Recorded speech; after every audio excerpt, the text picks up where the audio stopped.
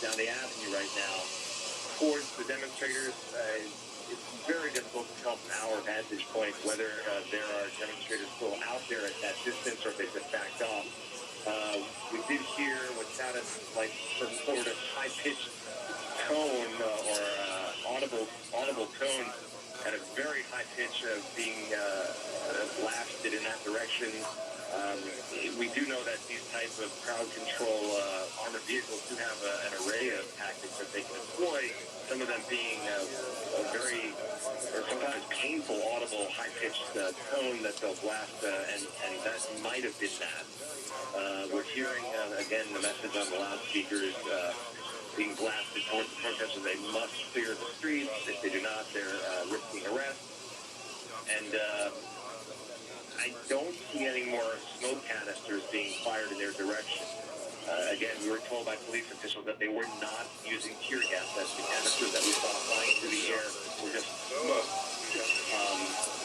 We're seeing a secondary line of police officers in riot gear being sprung out across West Florissant Avenue here in Ferguson right now, taking up a defensive position, it looks like, from one side of the street to the other, while their colleagues are much further ahead of them now, more than a football field length ahead of them. Here advancing. Look at that motherfucker. Community. And it's hard to say really what's going on beyond the lines here right now. We really can't see the demonstrators at this vantage point right now. Yeah, we can't either. We can see the armored vehicle there moving in. And you had said earlier, did you not see that you believe that there were different police officers representing different forces supporting this curfew? Did you say that? Yeah, the police officers that we saw here tonight, in fact, we saw the first time police officers from St. Louis Metropolitan Police Department in their light blue shirts were taking part here. But we've seen police officers from multiple jurisdictions, the State Highway Patrol, the county, other surrounding communities. They call this what they call it the mutual aid situation, which means that the local police department needs help from other police jurisdictions.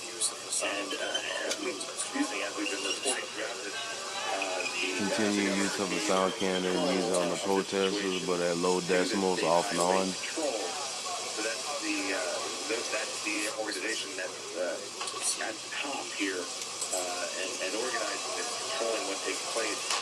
And throughout the week, we saw a variety of tactics being employed, a wide variety of tactics. At some stage here, on some days, we didn't see any police officers out here at all, and the community was self-policing. But last night was definitely a turning point. 24 hours ago, we were watching looting taking place here, while a large number of demonstrators were involved in a standoff with this same line of riot police the night before. So I think a lot of people have said enough is enough. This has got to stop. This can't keep going on night after night into the late night hours. It sounds like off the distance we're hearing that smoke canisters being fired again. Not seeing the smoke clouds, but definitely hearing what sounds like the same sound we heard when the smoke canisters were fired earlier.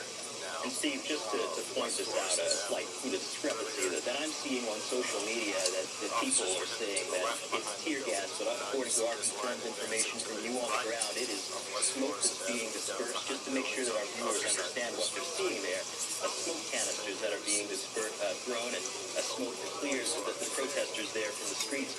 Steve, can you talk to us just about those, the neighborhoods just down Florissant, the people who have homes, the people who have businesses near this street? What's it like for them, night after night after night, this unrest? You've got to imagine that they're just hoping for some peace, a peaceful night. Well, for several nights in a row, many of the people who are out in the streets demonstrating were those same people who live on these side streets. This is their community, and they were very upset over this shooting and the way that the information was released subsequently. So they were out here night after night with their families. By the way, again, hearing more of those bursts that we heard earlier when the smoke canisters were fired. They were out here, and they were angry, and they wanted answers, and they wanted justice, they said. And they were out here last night as well. But tonight, there weren't as many of them here. Almost none of those community members lived in this area where out there tonight, it was mostly young people, high school-age teenagers, people in their young 20s. I saw very few of the faces that I had been seeing on the previous nights that we got to know some of these community members. They weren't out here in large numbers tonight. And after last night's looting, the previous looting that took place 24 hours ago or a little bit more, they were very upset. They were not happy to see what was happening to their community, and they were saying to us, enough is enough. This can't go on like this. People have to respect their community. You know, they definitely were still angry. They still wanted answers. They were still wanting to protest and demonstrate. They weren't happy with the way this investigation was being handled. But at the same time, they were not happy with the way, and very angry, quite frankly, with the way a small number of agitators were disrespecting their community and looting the businesses here.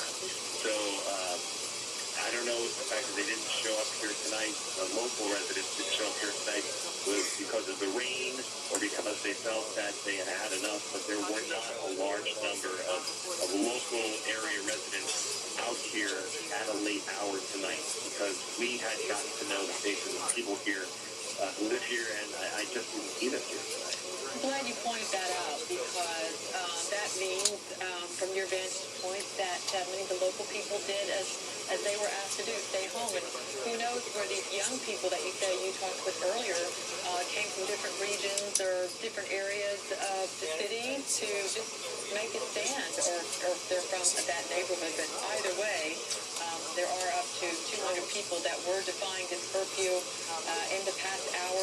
We're over an hour now, and it looks, Steve, as some of the police officers, when we see the camera just panning around or standing firm and looking down the street, others seem to be milling about and about, kind of nonchalant, not looking as though they're seeing any possible danger. What are you seeing? I know you're farther away.